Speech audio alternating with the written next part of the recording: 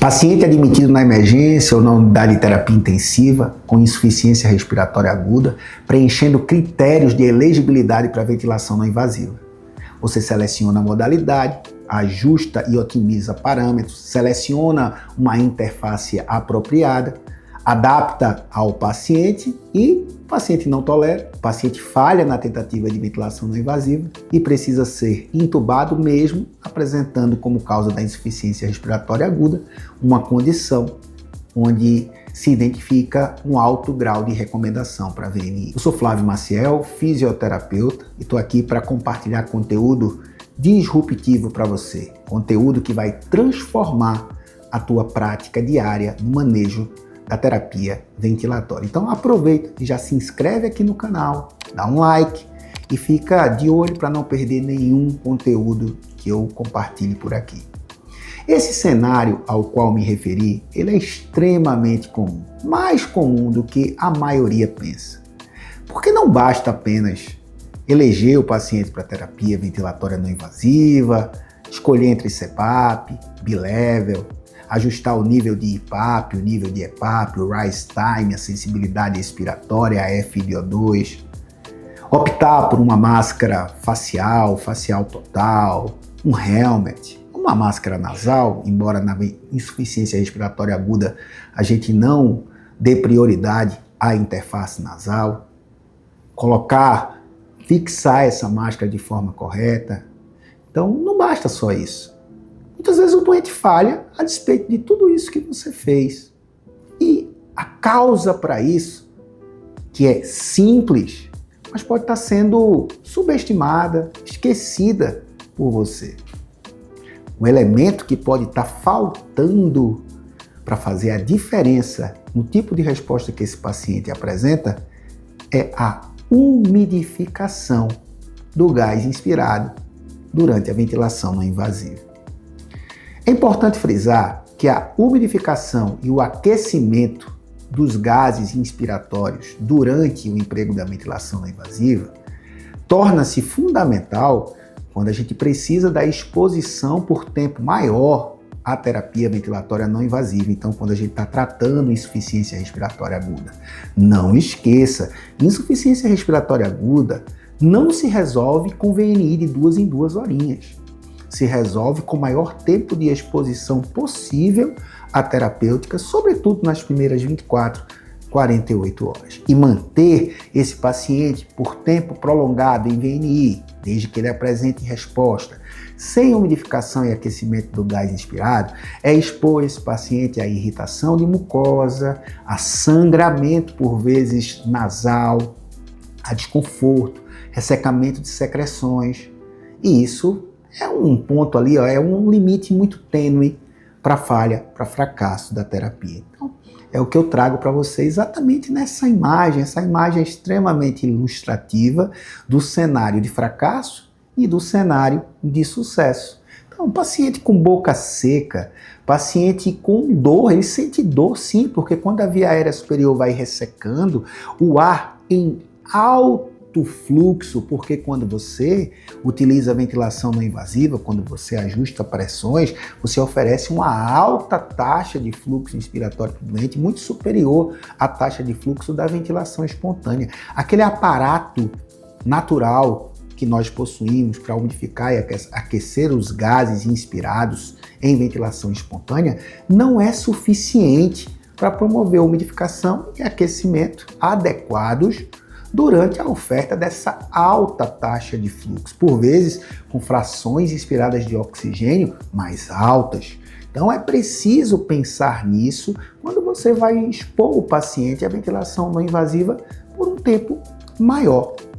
Quando você oferece adequadamente umidificação e aquecimento dos gases inspirados, como visto na imagem, nós vamos ter sucesso, conforto, boa adesão, tolerância à terapia.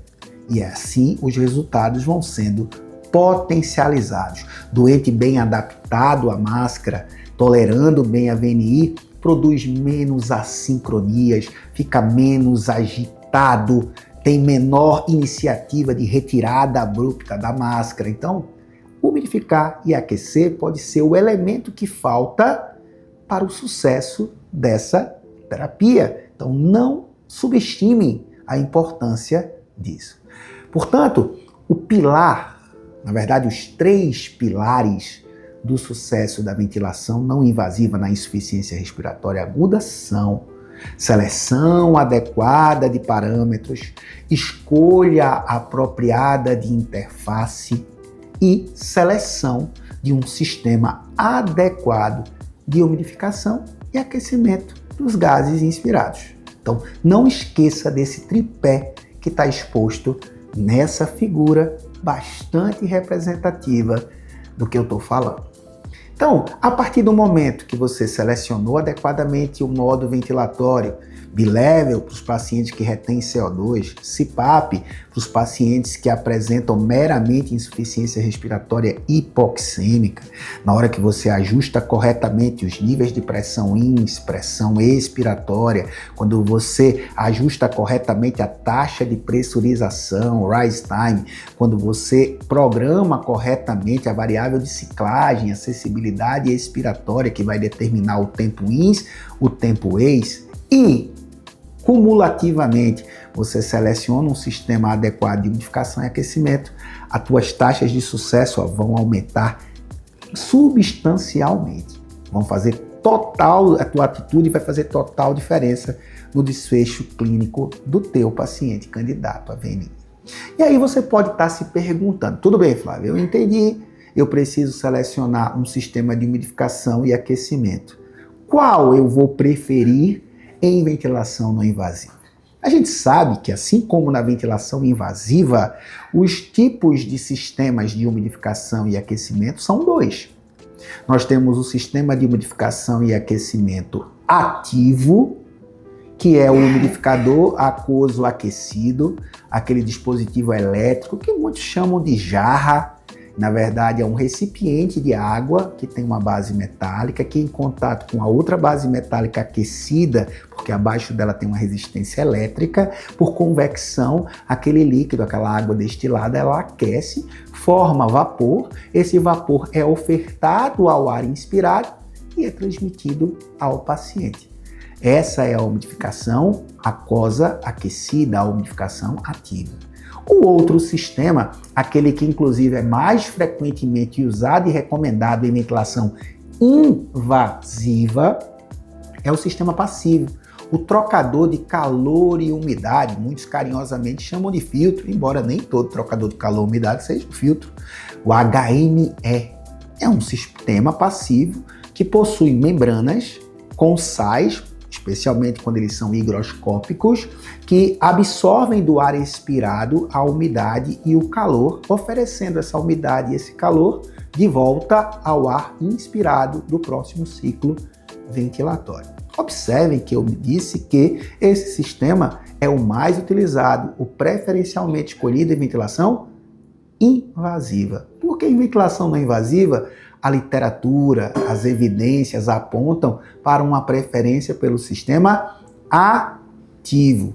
Todos possuem prós e contra, mas quando a gente pesa esses pontos positivos e negativos para os 2 sistemas de umidificação e aquecimento, em VNI, a balança pende favoravelmente para o sistema de umidificação ativo, o aquoso aquecido, o umidificador, onde você coloca água destilada e produz o aquecimento. Porque ele tem alta eficácia na ventilação não invasiva, o seu funcionamento não vai variar com os vazamentos.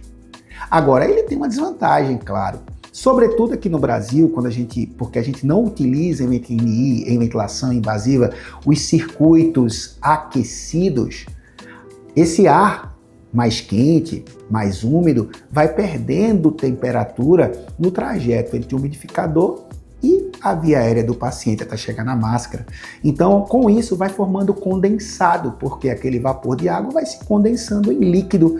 Aumenta o risco de colonização bacteriana? Aumenta, né? Pode aumentar a resistência? Pode favorecer a sincronia? Sim, então a gente tem que tomar cuidado com essa coleção aquosa. O ideal é que, para além de selecionar esse dispositivo, assim como é na KNAF, esse circuito fosse aquecido na mesma temperatura do umidificador. Mas mesmo assim, ainda é preferível esse tipo de sistema ao HME. Flávio, então quer dizer que eu não posso usar o HME? Não, o seu cuidado precisa redobrar. Em alguns pacientes, o HME, sobretudo quando ele está sendo usado por várias horas, por dias, pode aumentar a resistência. Então, num DPOC que já tem um grau de fraqueza muscular, pode predispor esse doente à falha por aumento do trabalho ventilatório. Se tiver vazamento significativo, grande parte do ar que é exalado deixa de atravessar a membrana e, consequentemente, a sua efetividade para reter calor e umidade cai e o ar vai ficar mais seco e com a temperatura mais baixa, e daí não vai estar funcionando. Então você tem que ter uma atenção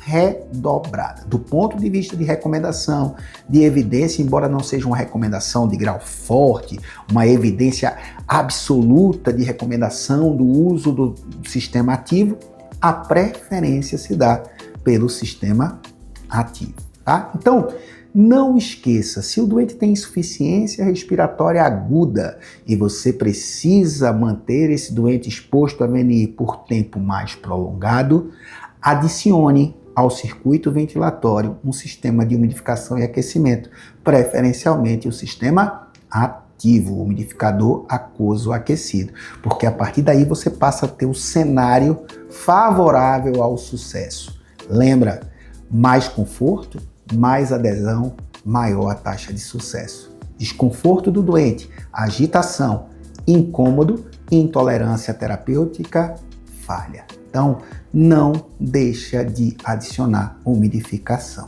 tá? Então, aí eu vou lançar essa pergunta para você. Qual tem sido a tua maior dificuldade no manejo da ventilação não invasiva na insuficiência respiratória aguda? Comenta aqui embaixo que a gente depois traz aqui um novo conteúdo para responder essa tua dúvida, para solucionar essa tua dor. É para isso que serve esse canal. Então tá aqui, eu estou deixando com vocês a referência bibliográfica e mais.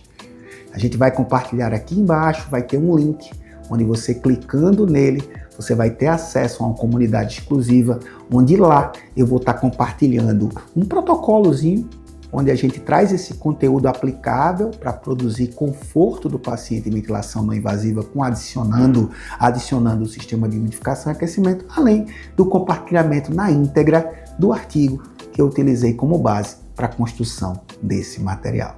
Então é isso, não esqueça, na insuficiência respiratória aguda é fundamental, na exposição prolongada a VNI, adicionar um sistema de umidificação e aquecimento. Esse é o pilar que pode fazer toda a diferença entre fracasso e sucesso. Até a próxima.